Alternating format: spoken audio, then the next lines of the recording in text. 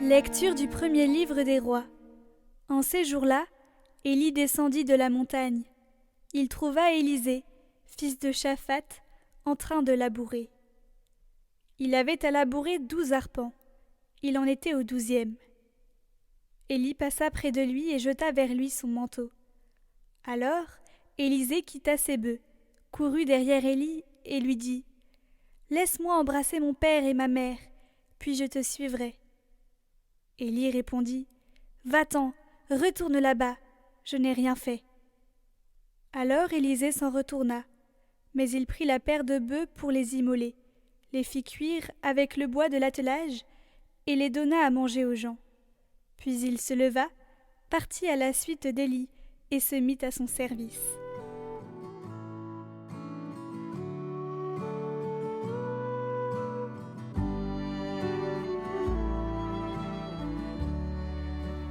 Seigneur, mon partage et ma coupe. Garde-moi, mon Dieu, j'ai fait de toi mon refuge. J'ai dit au Seigneur, tu es mon Dieu. Seigneur, mon partage et ma coupe, de toi dépend mon sort. Je bénis le Seigneur qui me conseille. Même la nuit, mon cœur m'avertit. Je garde le Seigneur devant moi sans relâche. Il est à ma droite, je suis inébranlable.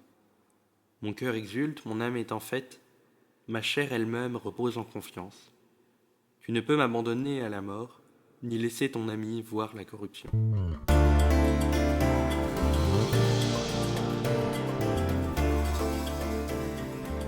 Évangile de Jésus-Christ selon saint Matthieu. En ce temps-là, Jésus disait à ses disciples : « Vous avez encore appris qu'il a été dit aux anciens : Tu ne manqueras pas à tes serments, mais tu t'acquitteras de tes serments envers le Seigneur. Eh bien, moi je vous dis de ne pas jurer du tout, ni par le ciel, car c'est le trône de Dieu, ni par la terre, car elle est son marchepied, ni par Jérusalem, car elle est la ville du grand roi.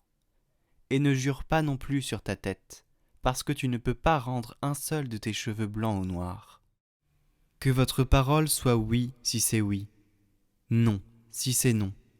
Ce qui est en plus vient du mauvais. »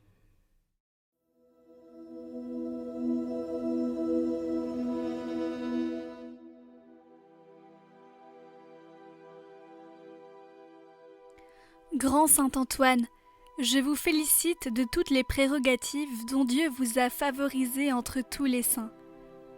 La mort est désarmée par votre puissance, l'erreur est dissipée par vos lumières. Ceux que la malice s'efforce d'accabler reçoivent par votre secours le soulagement tant désiré. Les lépreux, les malades et les estropiés obtiennent leur guérison par votre vertu.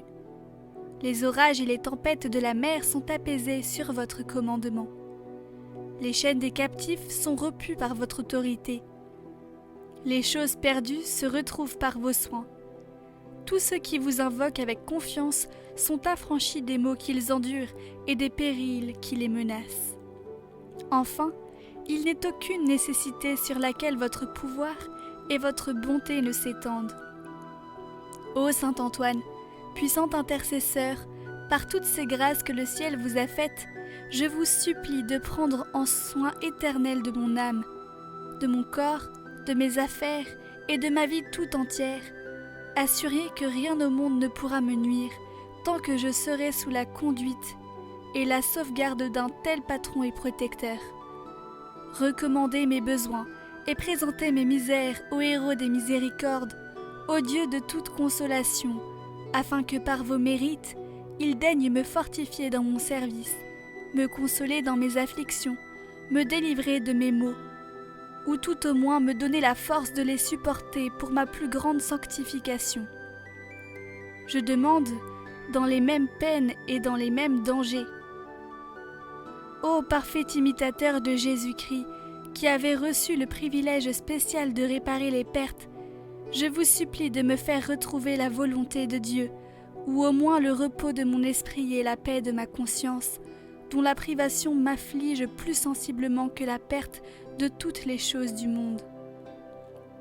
À ces faveurs, joignez-en une autre, qui est de me tenir ferme dans la possession des vrais biens intérieurs et cachés, en sorte qu'aucune force ennemie ne me les fasse perdre et ne me sépare de mon Dieu, auquel soit honneur et action de grâce, maintenant et toujours, ainsi soit-il.